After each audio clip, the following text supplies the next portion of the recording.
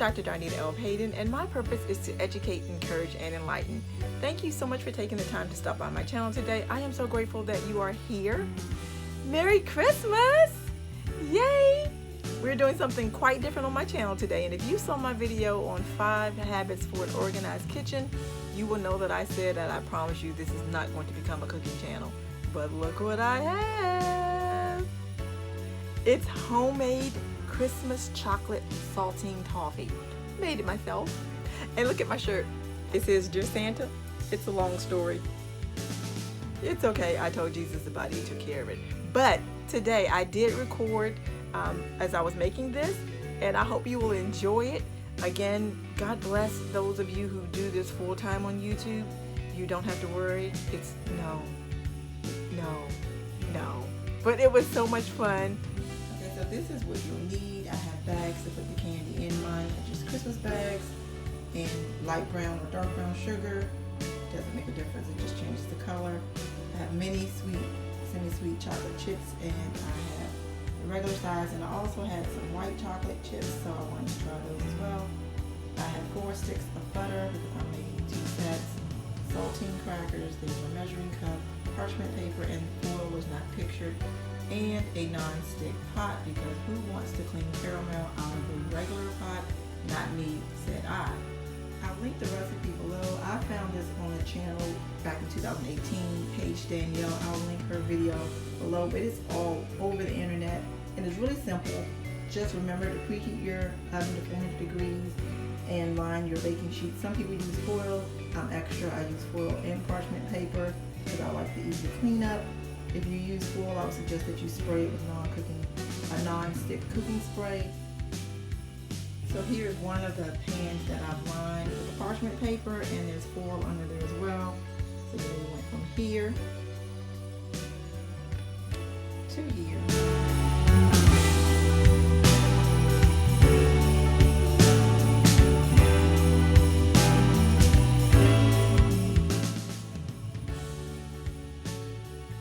And now I just have a sleeve of the saltine crackers, and I'm going to arrange them on each of the pans.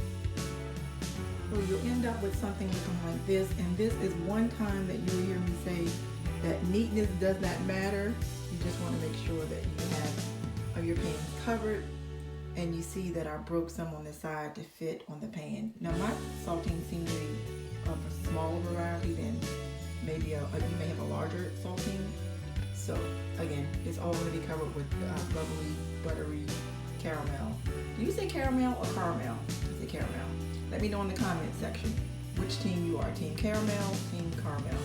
But at any rate, this is what you want to end up with before we start covering it in the delicious caramel. 2 sticks of butter, and we're going to melt that with 1 cup of brown sugar. And this is 1 cup of tightly packed light brown sugar. Again, if you want to use dark brown sugar, that's fine. Your caramel will just be a little darker.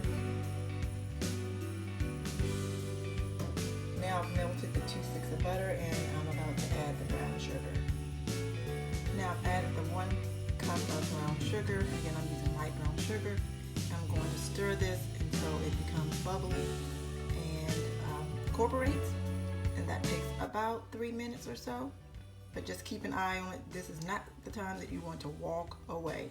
Keep your eyes on this.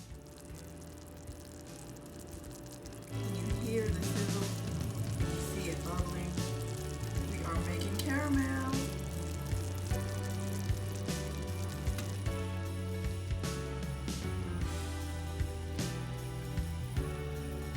You just want to make sure that you cover the saltines. Precision doesn't matter because it's going to run where it wants to go.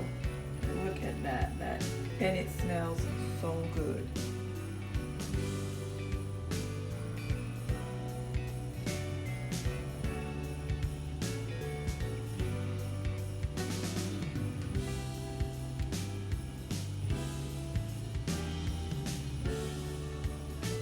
Look at all that gooey caramel, and now we're going to put it in the oven, again preheated for 400, and bake it for about 5 minutes until it's bubbly.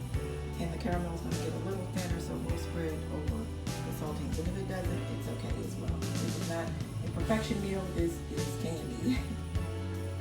Into the oven for about 5 minutes until it's bubbly. Keep an eye on it though, because you don't want it to burn. Out of a box of 4 sleeves, this is what I had left. This is after 5 minutes, and we're going to take that out.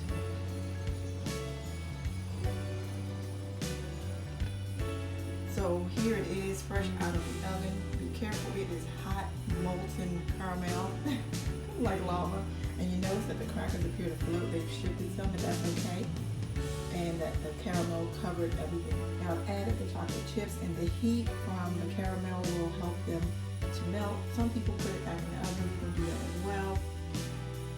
And then I'll just take a spatula and spread out the chocolate.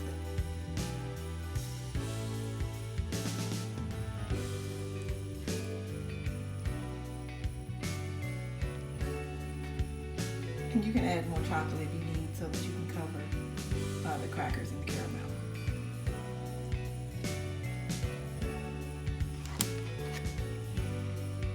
As it hardens, it'll look prettier. Of course, we don't care about pretty because it's candy. And then I'll break it into pieces.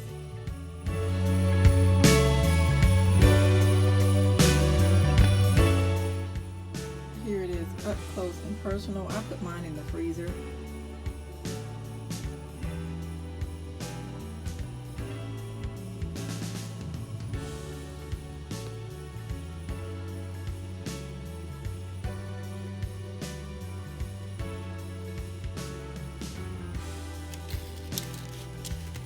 And I just wanted to let you see what the bottom looks like. There's a little piece for snacking. Here it is broken up. You can see the chocolate on the top and the caramel on the bottom. Okay, this is one entire tray broken into pieces.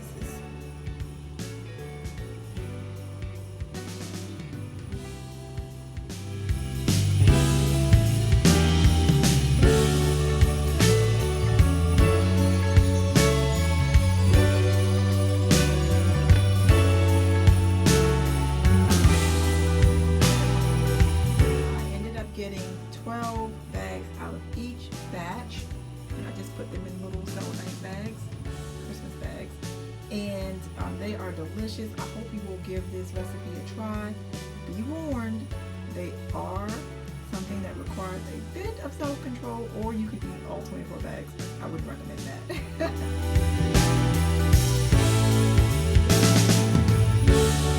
Thank you so much for taking the time to stop by today. Please, before you leave, give this video a thumbs up, subscribe, turn on the bell notification, and do me one favor. Tell at least 5 people you know about my channel. It can be your Christmas gift to me. I would greatly appreciate it. If you'd like to have more information, please visit me over at drdclutter.com. That's DR, the letter D, the word clutter.com. It'll be in the description box. And if no one has told you how awesome you are today, I want you to know that you are absolutely, positively awesome.